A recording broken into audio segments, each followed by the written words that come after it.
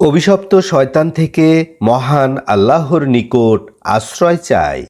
সকল প্রশংসা সমগ্র বিশ্বের প্রতিপালক মহান আল্লাহর জন্য। রাহমান ও রাহিম আল্লাহ তাআলার নামে সূরা আত-তালাক এর বাংলা সরল অনুবাদ শুরু করছি। হে নবী, যখন তোমরা স্ত্রীদেরকে তালাক দিবে তখন ইদ্যতের দিকে লক্ষ্য রেখে তালাক দিবে এবং ইদ্যত গণনা করবে, এবং তোমরা তোমাদের রব আল্লাহকে ভয় করবে। তাদেরকে ঘর থেকে বের করবে না, তারাও ঘর হতে বের হবে না, বরং যদি তারা প্রকাশ্য কোনো অশ্লীল কাজ করে বসে, এগুলি আল্লাহর শরিয়াতের সীমানা। যে আল্লাহর সীমানা লঙ্ঘন করে সে নিজের উপরে জুলুম করে।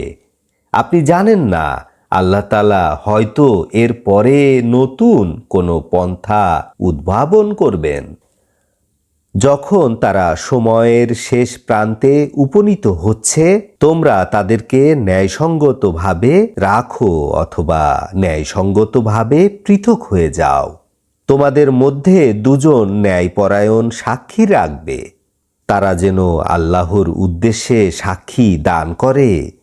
তোমাদের মধ্যে যারা আল্লাহ এবং পরকালে বিশ্বাস করে তাদেরকে এই উপদেশ দেয়া হচ্ছে, এবং যে আল্লাহকে ভয় করে তার জন্য আল্লাহ তাআলা মুক্তির পথ তৈরি করে দেন, এবং আল্লাহ তাআলা তাকে জীবিকা দান করবেন এমনভাবে যা সে ধারণা করতে পারে না।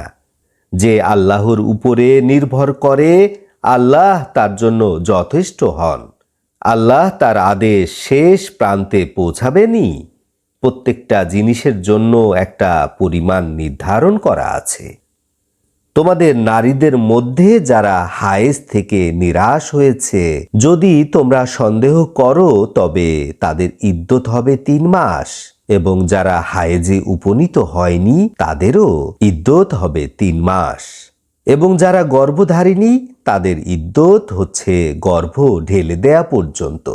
যে আল্লাহকে ভয় করে আল্লাহ তাআলা তার কাজকে সহজ করে দেন।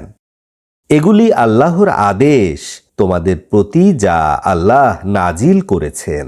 যে আল্লাহকে ভয় করে আল্লাহ তাআলা তার পাপরাশি ক্ষমা করে দেন এবং তাকে বড় পুরস্কার দান করবেন। তোমরা তাদের বাসস্থান দাও যেভাবে তোমরা বসবাস করো তোমাদের সামর্থ্য অনুযায়ী। তোমরা তাদের ক্ষতি করো না, তাদের উপরে সংকীর্ণতা চাপিও না। যদি তারা গর্ভধারিণী হয় তবে গর্ভ খালাস না হওয়া পর্যন্ত তাদের উপর ব্যয় করবে। তারা যদি তোমাদের বাচ্চাদের দুধ পান করায় তবে তাদের পারিশ্রমিক তাদেরকে দিবে, এবং নিজদের মধ্যে ন্যায়সঙ্গতভাবে পরামর্শ করে নিবে।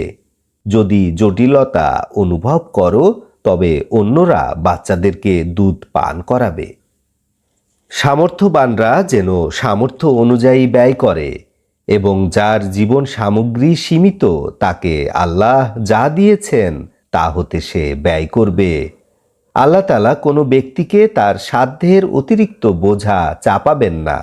অচিরেই আল্লাহ তাআলা তোমাদের সংকীর্ণতার পরে সচ্ছলতা ফিরিয়ে দিবেন। কত জনপদ তাদের রবের এবং রবের রাসূলের বিরোধিতা করেছে, তাদের থেকে আমি কঠিন হিসাব নিয়েছি এবং শাস্তি দিয়েছি অগ্রহণযোগ্য শাস্তি। তাদের কর্মের শাস্তি তারা ভোগ করল এবং তাদের কর্মের পরিণাম ক্ষতি। আল্লাহ তাআলা প্রস্তুত রেখেছেন তাদের জন্য কঠিন শাস্তি। অতএব হে জ্ঞানীরা, আল্লাহকে ভয় করো। নিশ্চয় যারা বিশ্বাস করেছে, নিশ্চয় আল্লাহ তাআলা তোমাদের প্রতি উপদেশ নাজিল করেছেন। তোমাদের প্রতি রাসূল প্রেরণ করা হয়েছে যে তোমাদের উপরে আল্লাহর স্পষ্ট নিদর্শনগুলি পাঠ করে শুনিয়ে দেন, যাতে তিনি ঈমানদার এবং সৎকর্মশীলদেরকে অন্ধকার থেকে আলোর দিকে নিয়ে আসতে পারেন। যারা আল্লাহর প্রতি বিশ্বাস স্থাপন করে এবং ভালো কাজ করে তাদেরকে আল্লাহ তাআলা জান্নাতে প্রবেশ করাবেন, যার তলদেশ হতে নহর প্রবাহিত, তথায় তারা অনন্তকাল থাকবে। আল্লাহ তাআলা কত সুন্দর জীবন সামগ্রী তার জন্য প্রস্তুত রেখেছেন। তিনি সেই আল্লাহ যিনি সৃষ্টি করেছেন ৭ আকাশ এবং অনুরূপ পৃথিবী এবং সেগুলির মধ্যে অবতীর্ণ হয় আদেশ, যাতে তোমরা জেনে নিতে পারো নিশ্চয় আল্লাহ তাআলা সব কিছুর উপরে ক্ষমতাবান এবং নিশ্চয় আল্লাহ তাআলা তার জ্ঞান দ্বারা সব কিছু পরিবেষ্টিত করে রেখেছেন। আলহামদুলিল্লাহে রাব্বিল আলামিন।